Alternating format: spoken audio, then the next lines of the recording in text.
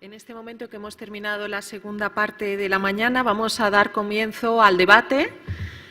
Así que llamo a todos los investigadores que han participado para que puedan responder a las cuestiones y ayudar.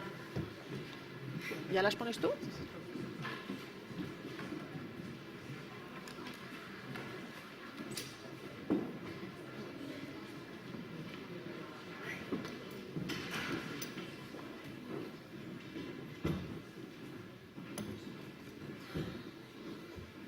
Bueno, yo creo que una jornada también muy interesante con unas aportaciones variadas que espero que sirvan también al público como inspiración, como ayuda para sus trabajos, sus inquietudes.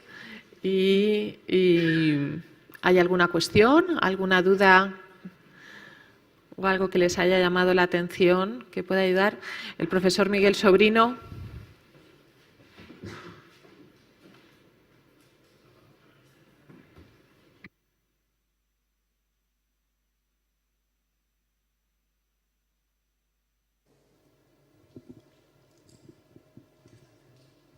Bueno, no sé si se me oye. Muchas gracias. Perdón. Muy brevemente. Bueno, me ha encantado lo de Diana, me ha gustado muchísimo. Y quería hacer dos preguntas muy concisas a los profesores Mauricio Masayú y a Víctor Rabasco también. Cosas de estas que me gusta así saber en plan muy práctico. En la planta de la Cupa de Palermo me ha llamado mucho la atención que no haya escaleras. ¿Es por un defecto de ese dibujo o es porque realmente no las hay?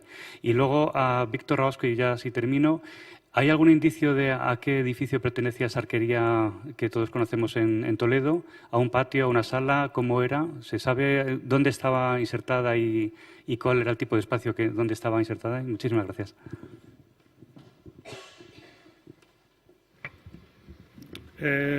Con respecto a la escalera, tuvo que haberla porque seguramente se tenían que hacer operaciones de mantenimiento de los tejados, vamos. Pero no hay pruebas de que la subieran. Lamentablemente, el edificio ha sido restaurado de forma bastante arbitraria en los años 20 del siglo pasado, más de una vez, y entonces hay también pocas posibilidades de conseguir. Yo creo que tuvo que haber. Hay diferentes hipótesis, que hubo incluso una planta, por lo menos, en parte del edificio, una segunda planta, pero no hay pruebas de que así fuera. En cuanto a la arquería de Toledo, se encontró descontextualizada en la panda norte del claustro de Santa Fe y por su ubicación muy cercana a un salón totalmente de estructura islámica, datado mediante carbono 14 la cerámica de pavimento de ese suelo, se atribuye la cronología del siglo X y por lo tanto pues, se piensa que la arquería es de cronología taifa, puesto que no responde para nada a los parámetros del califato, y se piensa de que es muy posible que ese salón construido posiblemente por Abderramán III pues fuera luego reutilizado por Al-Mamun y el resto de reyes de monarcas taifas para asentar su palacio. Así que es posible que esa arquería diera acceso a uno de los salones nobles. Pensar en esos vidrios resplandecientes pues nos hace pensar en la posición dentro de un palacio más suntuosa que podría localizarse. Por lo tanto, seguramente en un salón protocolario de recepción. Es lo más posible.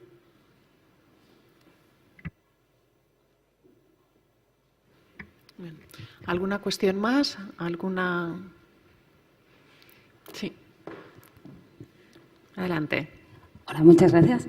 Mi pregunta es para Víctor. Yo no sé si se me ha pasado a mí, pero tengo curiosidad por las últimas imágenes que has enseñado y por este salto que has dado. No sé si es un guiño o si hay un argumento conceptual detrás.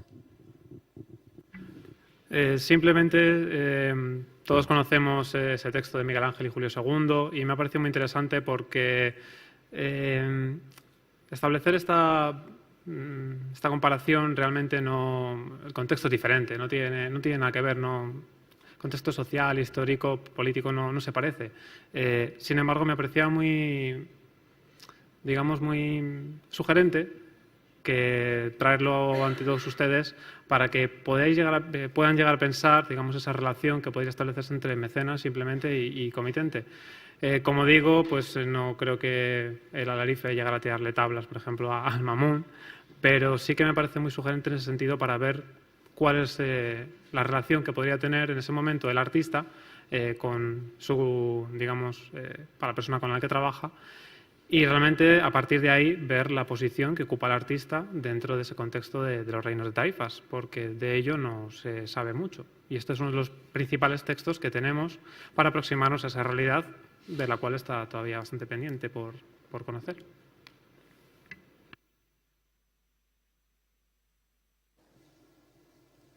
¿Alguna cuestión más? El profesor Martínez de Aguirre. Sí, gracias. En esta misma línea, también para Víctor, ¿se desarrolla en el mundo islámico un topos literario con respecto a la genialidad del artista, como sucede en Occidente desde la antigüedad? Las referencias al artista, ya Alfonso Jiménez lo ha comentado en su ponencia, son prácticamente nulas en el mundo andalusí, son muy escasas, por así decirlo. Conocemos los literatos, pero realmente lo que conocemos como artista nosotros, de artista, bien Alarife, bien escultor, bien orfebre, hay muy poquitas. Se desarrolla sobre todo, al contrario, es una literatura, unas fuentes, por así decirlo, que loan, digamos, al comitente y no tanto al artista, por lo que queda en ese segundo plano, y precisamente me parece digamos un tema que bastante curioso para abordar por eso mismo, porque no se tiene en consideración la figura del artista y sí la del comitente, que a veces el comitente muchas veces no es realmente quien diseña la obra, sino que corre a cargo del propio artista. Pero, bueno, simplemente. La profesora Irene González. Espero que me dé la voz, que tengo poca. Tengo dos preguntas, espero cortas, para Diana Olivares y para Víctor Rabasco. Empiezo por Diana Olivares. Bueno, a todos muchas gracias por vuestras comunicaciones, que han sido muy ricas y hemos aprendido mucho. Y para Diana quería preguntarte, aunque hemos recorrido contigo San Gregorio de Valladolid, pero ahora mismo no me acuerdo si junto con esas evocaciones del Templo de Salomón hay algún texto o alguna epigrafía, algún resto de epigrafía que acompañe a esa evocación del Templo de Salomón y que nos complemente esa idea de la sabiduría. Solamente que no me acuerdo si había por algún lado. Y para Víctor, mi pregunta, has empezado a anunciar los intelectuales que estaban en las distintas cortes taifas y has mencionado cómo algunos de ellos venían de Egipto. Como estamos hablando de viajes, de movimientos, de redes, no sé si has podido tirar un poco más del hilo, porque sé que hay un gran anonimato en materia de los artistas que trabajan, casi sin nombres, pero aunque sea los orígenes y se puede saber de qué origen pues son las personas que conforman ese ambiente cultural de las taifas. Ya está. Gracias. Bueno, pues lamentablemente no. Lo cierto es que, bueno, como ya os he contado otras veces, está muy restaurado. Es un edificio que sufrió bastante en el siglo XIX, sobre todo, y en las inscripciones que se conservan, que yo recuerde o por lo que he visto, no existen esas referencias en principio. Parece que está apoyado más bien en los estatutos. Bueno, por mi parte, como mucha gente en la que hay aquí bien sabe, pues mi tesis está en un estado todavía inicial, por así decirlo, y no he tenido oportunidad de enfrentarme a numerosos textos con los que poder aproximarme a esa realidad realmente, a la de los viajes y ese tipo de trasvases de ideas y demás. Sin embargo, bien es verdad que, bueno, pues a partir del califato, pues digamos que todo se disgrega a partir de Córdoba. Los artistas van cambiando de reino de taifas, dependiendo de la demanda que cada monarca haga en ese momento, y eso sí que se conoce. Y bueno, en el caso de a lo mejor almisrid de toledano, pues en ese momento es también cuando el califato fatimí pues comenzaba una lenta decadencia y es posible que a lo mejor autores, no sé si atreverme a decir no de primerísimo nivel, pero a lo mejor autores que no tenían cabida dentro de esa corte fatimí pues buscaran una alternativa lejos de, pues realmente pues es algo bastante actual hoy en día, realmente, por desgracia.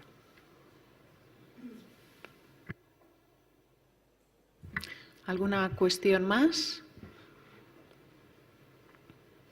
Sí, la profesora Calvo Capilla. Bueno, gracias a los cuatro por la intervención. Bueno, me ha gustado mucho, Mauricio, un poco esa introducción que has hecho sobre ese mundo mediterráneo que tan fiel reflejo tiene en Sicilia, ¿no? De esos trasvases y esas idas y venidas. Y bueno, simplemente era para hacer bueno, me han gustado todas en especial, pero bueno, solamente era algo que ha surgido ahora en la penúltima pregunta sobre el conocimiento de los artistas y la pregunta que ha hecho Javier sobre si existe un topos. Y efectivamente sí que hay un topos literario donde se habla del papel del gobernante o el papel del promotor, que normalmente es un soberano como muy implicado en las construcciones que manda hacer. Por ejemplo, antes esta mañana se ha hablado de Sevilla y Alfonso Jiménez, que creo que ya no está aquí, citaba a Ahmad Ibn Baso y todas las obras que se están haciendo en Sevilla. Es curioso porque Ibn Sahib al-Sala está constantemente diciendo que el califa va a verlas, el califa o el hijo del califa va a verlas, incluso bueno, pues es él el que reactiva las obras cuando están paralizadas, es decir, que está muy encima y de hecho va viajando incluso recorriendo las obras que se van haciendo en Ceuta, etcétera, etcétera. Esto es época almohade, pero ese topos un poco del soberano encima de las obras sí que existe también en época omeya, en época abasí. Y luego, bueno, no estoy tan de acuerdo en que no hay muchos nombres, porque una de las cosas muy singulares, por ejemplo, en la epigrafía árabe, en la epigrafía andalusí, además, conservamos muchos nombres. Otra cosa es saber exactamente cuál es su papel, ¿vale? Pero sí son personas relacionadas directamente con la obra. Pueden ser cargos políticos, efectivamente, que están supervisando, pero, por ejemplo, en la Mezquita de Córdoba hay muchos nombres y alguno de ellos sí que es de alguno de los alarifes, ¿no? O, por ejemplo, bueno, pues hay muchas inscripciones, o la de Toledo de la Mezquita de Bab al-Mardum, pues aparecen varios personajes, aparece el promotor y aparecen otros dos personajes que es muy posible que sean los propios, o el propio alarife, el arquitecto, dijéramos, el muhandis. Por ejemplo, esa palabra de muhandis, que es el arquitecto en el mundo andalusí, pero también en el resto del mundo islámico, aparece con frecuencia en las fuentes o aparece incluso en alguna inscripción. Entonces, en ese sentido, bueno, todavía nos falta, de hecho ha habido muchos artículos, me acuerdo de una polémica que hubo entre, no sé si fue Souto y Ocaña, donde se hablaba un poco de cuál es el papel de los maestros o de los nombres que aparecen en la Mezquita de Córdoba, son verdaderamente alarifes, son obreros, son gente que supervisa las obras, ¿no? Entonces, bueno, queda mucho por hacer en ese sentido, ¿no? De identificar a esos personajes, pero sí aparecen nombres tanto en las fuentes como en la epigrafía.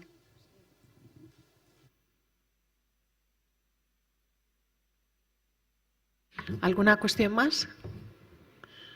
Bueno, yo quisiera, aprovechando que preguntar o saber, porque sé que el tiempo ha sido muy breve, a Lisa Teis, yo creo que es una línea de trabajo interesantísima la de intentar a través de la literatura pues encontrar, analizar descripciones sobre bien obras de arte que podemos tener, sobre las formas de vida, pero si también habías encontrado descripciones de interiores, de obras arquitectónicas, que eso cómo se habías encontrado y cómo habías intentado abordar el estudio de estos espacios y de estos interiores que son tan evocadores, porque son espacios pues, como las piezas que nos has mostrado, que son pues, los escudos de Toledo, piezas de Angers, es decir, que estamos hablando de un nivel económico superior, de una altura, de una calidad que también arquitectónicamente refleja ese interés para nosotros.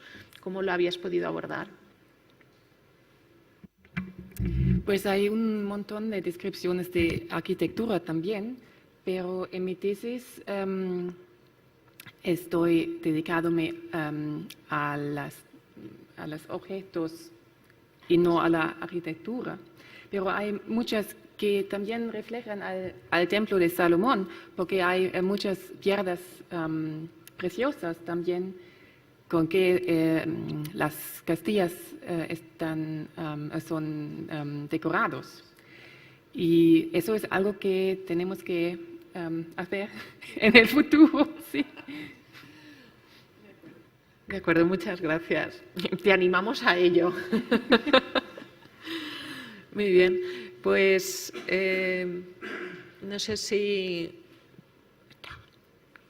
vamos a dar... No.